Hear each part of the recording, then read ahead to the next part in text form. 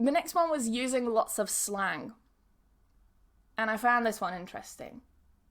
Because slang is informal speech. And as well, slang can be, what's the word? It can only be used sometimes in certain areas. It's like geographically connected. Is that what I'm trying to say?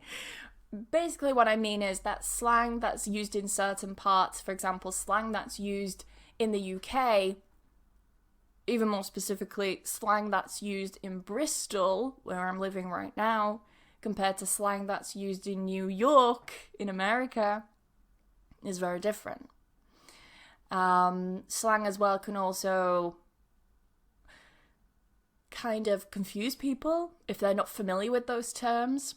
For example, in one lesson with a student of mine, she was studying at a school in Bristol, and she came across the word peng, like P-E-N-G, peng. Kind of like pen, but with a G on the end, right? Peng. And she said, oh yeah, all the people in my school, bear in mind she was 16 at the time, 15, 16 at the time, and she said, oh, what's this word peng? Some of my classmates are using the word peng. What's peng? So I've got no idea. And I consider myself quite a young person. So for her to be like, what does the slang word mean? And I just have no idea. I felt a bit old.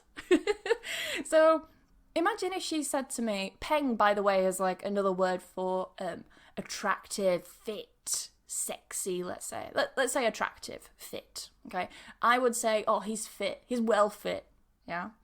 That would be the slang that I would use from my generation. While her generation, 10 years younger, uses peng. And yeah, I found it quite interesting that if she had used that word with me, bear in mind she wasn't a native English speaker, I am a native English speaker, imagine she used the word peng and I didn't know. Does that make me non-native? And this as well brings us the question of what makes a native speaker a native speaker. By the way, if you can hear the ambulance, I do apologise. You're going to hear a lot of them. It's become like a trademark of mine to have ambulances in the background of my videos. Again, on my Pronunciation with Emma channel, I used to try and edit out the noise. I put music over.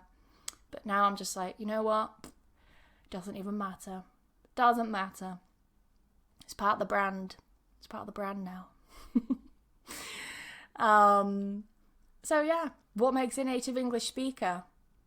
Is it using lots of idioms? Is it using lots of slang?